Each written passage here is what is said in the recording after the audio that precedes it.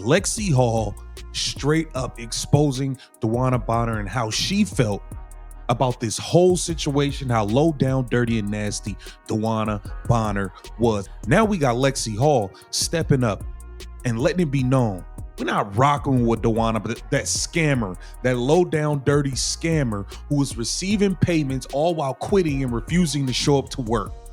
We're not rocking with her, point blank, period, all while making Glamour magazine. Lexie Hall just dropped shocking new information that has DeWanna Bonner scrambling for damage control. In a raw, unfiltered interview, Hall revealed exactly what went down behind closed doors when Bonner abandoned the Indiana Fever mid-season. And trust me, the details she's sharing paint a picture of betrayal that goes way deeper than anyone imagined. Hull held nothing back about how Bonner's sudden exit left young players like Caitlin Clark and Aliyah Boston completely blindsided. The truth about what really happened in that locker room is about to change everything you thought you knew about this saga. Before we dive in, show your support to Lexie for breaking her silence down in the comments below. Let's go. All right, so if y'all didn't know, Lexie Hall ended up winning Woman of the Year in the Glamour magazine. Shout out to her, man. They call her, I think, Ride or Die Star. That is a beautiful description of this woman, man, because we know what she was doing with the Deadpool eyes. Come on, man, with the black eyed peas going on. With one of those villains from, what's her name? Doctor Strange movie, the first one. Yeah, we know what was going on, man. She was out there black-eyed up and getting it done. That's what I'm talking about, Lexie. That's how you get it done right there. Hall's words hit different when she talks about those early days with Bonner on the roster. You can hear the genuine excitement in her voice when she describes how thrilled she was to finally have a championship veteran join their young core. Hull wasn't just excited, she was over the moon about learning from someone who had actually won it all. The Fever had been building something special with Caitlin Clark leading the charge, but they knew they needed that veteran presence to take the next step. Now, we had Lexie Hall on Glamour magazine, and here it says the Indiana Fever guard took plenty of hits for her team in their run for the playoffs, but her loyalties extend beyond Gainbridge Fieldhouse. Hey, we saw Lexie Hall out there with two black eyes, diving for loose balls, all types of stuff. She was out there looking crazy. She was out there looking crazy, y'all. She was looking crazy out there. Listen, Lexie Hall earned her stripes here. The locker room energy shifted completely when Bonner arrived. Hull describes how the younger players would hang on every word from their new teammate. Here was someone who had been through the grind of a championship season. Someone who understood what it took to win when the lights got brightest. Hull saw Bonner as the perfect mentor figure, someone who could show Clark and the rest of the young core exactly how champions carry themselves. Hull makes it clear how rare this opportunity felt for Indiana. Most teams with young talent never get the chance to add a proven winner in her prime. The Fever players thought they had struck gold. They had their superstar in Clark, their rising stars in Boston and Mitchell, and now they had their championship veteran to tie it all together. Hull believed this was the missing ingredient that would finally push the Fever over the top. And we're going to get right to the part where she is addressing this nonsense with DeWanna Bonner, who just quit on the team, stole a max contract, robbed a bank in broad day, and skipped on to her girlfriend in Phoenix. Like, that's just the truth of what happened. And at the end of the day, there's nobody who suffered more from this whole DeWanna Bonner situation than Lexie Hall in all actuality. Lexie Hall earned her stripes here with the Indiana Fever. Those early practice sessions buzzed with an energy Hull had never experienced before. The young players soaked up every piece of advice Bonner offered. They studied how she approached different game situations. They watched her leadership style during team meetings. Hull genuinely believed she was witnessing the formation of something special, a championship-caliber team with the perfect blend of youth and experience. I was super excited. You hear how excited Lexie was? Oh my goodness, because finally there's a player in my position that I can look up to that has won in the league and has all these accomplishments and knows what it takes. And I can learn something from her. Now, this sounds familiar. Don't we remember Kelsey Mitchell also running up the stairs saying, I have the best veteran in the world? I mean, come on, fam. You literally had people yelling your praise. at the top of their lungs. And you couldn't give them a goodbye? You couldn't give them a reason you wanted to leave? But Hull's excitement started giving way to confusion as the season progressed. The team chemistry that looked so promising during those early weeks began showing subtle cracks. Hull noticed changes in Bonner's demeanor that she couldn't quite put her finger on. The veteran who had seemed so engaged with teaching the younger players started pulling back in ways that left Hull questioning what was happening. The signs were there, but Hull and her teammates couldn't see them clearly at the time. Bonner's commitment level seemed to fluctuate from day to day. Some practices she would be fully locked in, mentoring the younger players like Hull had hoped. Other days she seemed distant, like her mind was somewhere else entirely. Hull describes feeling like something was off, but she trusted that a veteran of Bonner's caliber would work through whatever was bothering her. Speaking to Hull about Bonner's decision to leave the Fever, it seemed to me that there was still lingering hurt and confusion. Now, come on, man. We know exactly what was going on. Of course, it was a lot of hurt and confusion. I actually thought something happened to her or her family. I'm like, man, prayers up for her family, prayers up for her. And all along, it was just her pouting. Come on, man. Of course, we was confused and hurt. I mean, all that time, all that money we spent on her. I mean, granted, she didn't get the whole $200,000, but we could have put that towards another veteran. Yeah, man, she pissed off the Indiana Fever world with that. Hull's raw honesty about those early months makes what happened next feel like a complete betrayal of trust. The young guard, who had been so eager to learn from greatness, was about to receive a harsh lesson about how some veterans handle their business. The foundation Hull thought was being built for a championship run was actually being undermined from within. Hull gets visibly emotional when she talks about that day. The team showed up for practice like any other day, but something felt different immediately. Players were looking around the locker room, asking each other where Bonner was. Nobody had answers. Hull describes the eerie silence that settled over the team as they realized their veteran leader had simply vanished without a trace. And then she randomly leaves. And we're all kind of like, what happened? We were never given an explanation. And that's what's whack.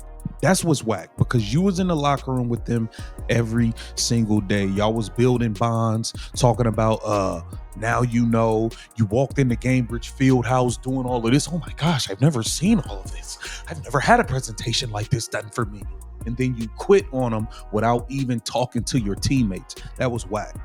The coaching staff tried to maintain normalcy during that first practice without Bonner.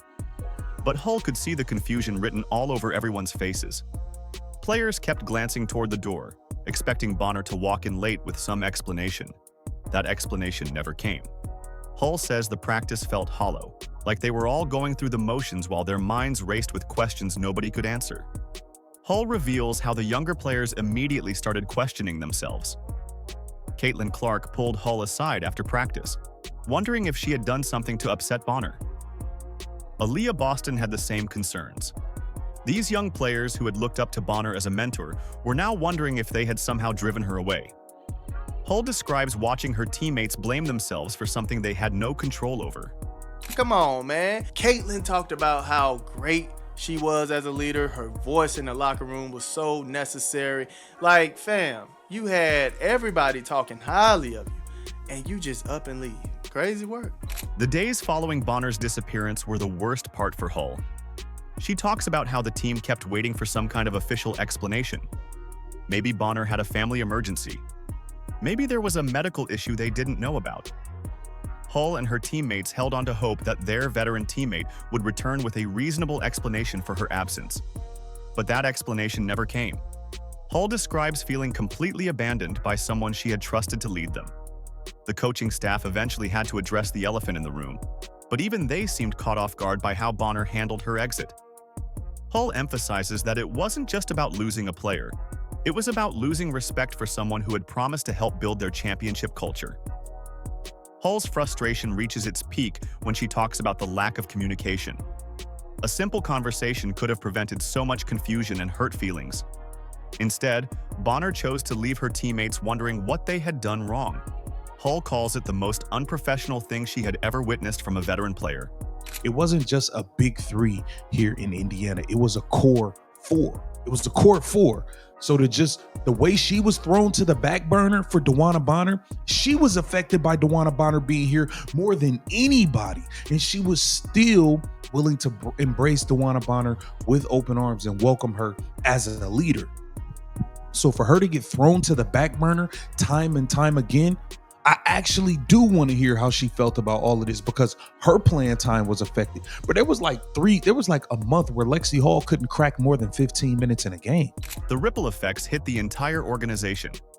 Hull describes how the front office scrambled to figure out their roster situation. Teammates who had been building chemistry with Bonner suddenly had to adjust their playing styles. The whole team dynamic shifted overnight, and nobody had prepared them for that possibility. Hull makes it clear that Bonner's method of departure taught them exactly what not to do as professionals. The veteran, who was supposed to model championship behavior instead, showed them how to abandon teammates when things got tough. Hull's account reveals why other players around the league were so vocal in criticizing how Bonner handled the situation. The young core that had depended on Bonner's leadership was left to figure out their next steps without any guidance from the person who had promised to mentor them through difficult moments. Hull's interview reveals something much darker than just a mid-season departure. The Fever players thought they were dealing with a simple roster change, but Hull's perspective shows they were actually victims of a long-term recruiting scheme. Phoenix had been working on Bonner for multiple seasons, and Hull's team never saw it coming. Phoenix Mercury head coach Nate Tibbetts. He just exposed the fact that he played a part of the DeWanna Bonner plan to scam the Indiana Fever. The young players in Indiana were building genuine relationships with Bonner. Hull describes how they opened up to her about their goals and dreams. They shared personal stories during team dinners. They trusted her with their hopes for winning a championship together. While Hull and her teammates were creating real bonds, Phoenix was playing an entirely different game behind the scenes. Hull talks about how naive they all were during those early months. The Fever players believed Bonner was fully committed to their project. They thought she was invested in helping Caitlin Clark reach her potential. Hull remembers conversations where Bonner seemed excited about what they could accomplish together. But those conversations were happening while Phoenix recruiters were already planning Bonner's return. She had no intentions on playing out her full contract with the Indiana Fever. This was a heist. This was a robbery. This was a flat-out scam from the beginning. The tampering evidence that surfaced later made Hull's stomach turn. She learned that Phoenix staff had been discussing their multi-season recruitment of Bonner like it was a done deal. Hull describes feeling sick when she realized how casually Mercury personnel talked about stealing their veteran leader. The famous receipt moment showed everyone just how calculated this whole operation really was. Hull emphasizes how different the Fever's approach was compared to Phoenix's backdoor tactics. Indiana built their team through honest recruitment and genuine relationship building. They believed in creating a culture where players wanted to stay and grow together. Hull thought Bonner appreciated that approach, but she was wrong. The timeline of Bonner's recruitment reveals how long Phoenix had been working on this move. Hull realizes now that Bonner's commitment to Indiana was never real. The veteran was going through the motions while Phoenix worked their connections. Hull describes feeling completely fooled by someone she had trusted to mentor her development. Nate Tibbetts literally exposes how he's been planning to get DeWanna Bonner, how they orchestrated this whole thing. Let's get right into it, man. DeWanna Bonner should be under investigation. The Phoenix Mercury should be under investigation for tampering. You should be under investigation for tampering with the player while they're on another roster. Yes, you should. Yes, you should.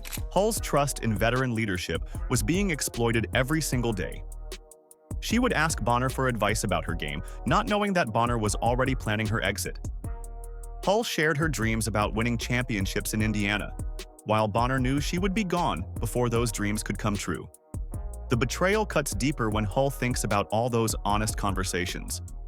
The Fever's honest team-building approach was being undermined by recruiting tactics they never knew existed. Hull talks about how her organization believed in doing things the right way. They thought other teams operated with the same integrity. Hull learned the hard way that some organizations will use any method to get what they want. Wanting her to end her run however you know, it's going to end, right? I mean, what a story for her to come back after playing here for 10 years. And you never know for sure how it's going to work, right? But we knew that we needed to add another veteran to our group for these situations. Wait a second, I just realized you did say Alyssa Thomas played a part in it. Hull's innocent excitement about learning from Bonner makes this premeditated betrayal feel even worse. The young guard who dreamed of championship success was being used as a pawn in Phoenix's long-term plan. Hull realizes that while she was building her future around having Bonner as a mentor, Phoenix was already planning their heist. Hull gets emotional when she talks about those first few weeks after Bonner left. The shock hit everyone hard at first. Players walked around the facility looking lost. But Hull describes how something special started happening once they processed what had occurred. The remaining players began pulling together in ways they never had before. Just as with the team's injuries, Hull says Bonner's exit solidified the group's resolve to have one another's backs. To have no explanation was really challenging, but I think that helped us grow closer together because we're like, all right, this is us. We're here. We're going to support each other. We're loving each other. We're going to fight for each other. We're not going to leave. We're in this together. Caitlin Clark stepped up her leadership immediately after Bonner's departure. Hull talks about how Clark started calling more team meetings. She organized extra shooting sessions. Clark made it clear that she wasn't going to let Bonner's abandonment destroy what they were building. Hull describes watching Clark transform from a young star into a true floor general who demanded excellence from everyone around her. Aliyah Boston's growth during this period amazed Hull the most. The young forward had relied heavily on Bonner's guidance early in the season. But Hull watched Boston find her own voice in the locker room after their veteran left. Boston started mentoring newer players herself. She took on responsibilities that nobody expected from someone so young. Hull's own leadership emerged during these difficult weeks. She found herself consoling teammates who still blamed themselves for Bonner's departure. Hull organized team dinners to keep everyone connected. She made sure the younger players understood that they hadn't done anything wrong. Hull became the emotional anchor that held everyone together. Now, they also touched on the topic of teams, players, and people being jealous of the Indiana Fever, fam. But check this out. It says, does Hull feel, as many Fever fans do, that her team has a target on their back from the rest of the league? For sure. She ended up saying, I think there's a level of jealousy when it comes to the Fever, just because of the media attention and the fans that have shown up for us ever since Caitlin got here. The team's play on the court reflected their new mindset perfectly. Hull describes games where they played with more intensity than ever before. They communicated better. They fought harder for loose balls. The Fever started winning games they probably would have lost earlier in the season. Hull realized they were becoming tougher as a group. Hull explains how Bonner's betrayal created a bond between the remaining players that couldn't be broken. They knew they only had each other to count on. Every victory felt sweeter because they had earned it without help from someone who had abandoned them. Hull talks about the pride they felt in proving they could succeed without Bonner's leadership. She says, we've heard people and players and teams talking in their locker room about, we can't let the Fever win. Oh my goodness. Hold on. Come here, Lexie. Let me talk to you. When you say people, is officiating in there? Oh my goodness. Does that have to deal with officiating? I just want to know. I'm just asking a question. Hey, I just have to know, fam. Does that have to deal with officiating? Have you heard some referees say, we can't let the Fever win? Who are you talking about when you say people? Players who had barely gotten minutes earlier in the season suddenly became key contributors. Arie McDonald stepped into a larger role and exceeded everyone's expectations. Chloe Bibby provided energy off the bench that the team desperately needed. Hull describes watching her teammates grow into roles they never imagined they could handle. The locker room atmosphere improved dramatically once Bonner was gone. Hull talks about how much lighter everything felt. Players laughed more during practice. They celebrated each other's successes more openly. Hull realized that Bonner's presence had been creating tension they didn't even recognize at the time. This team's resolve, man. This team showed a lot of heart and resolve. And I'm glad DeWanna Bonner wasn't able to be a part of it. I'm glad she got smoked and swept in the finals. Hull's perspective on Bonner's departure has completely shifted over time. She now sees it as the moment their team truly came together. The core group that emerged from that difficult period has proven they can handle anything together. Hull believes their 2026 championship window is wide open because they've already survived their biggest test as a team. Hull's willingness to speak this truth shows exactly what kind of teammate she is. While Bonner was busy planning her escape route, Hull was building real relationships with players like Caitlin Clark. She protected her teammates from blame they never deserved. Hull's honesty exposes how Bonner's selfishness damaged young players who trusted her guidance. The Fever's young core has proven they don't need veterans who abandon ship when things get tough. Clark, Boston, Hull, and Mitchell have shown championship-level heart without any help from Bonner. They've learned to lead themselves through adversity most teams never face. Hull's courage to tell this story proves Indiana's championship window is wide open for 2026. Don't forget to show your support to Lexie for breaking her silence down in the comments below. Like, subscribe, and turn on all notifications so you never miss out. Click the video on the screen and we will see you in the next one.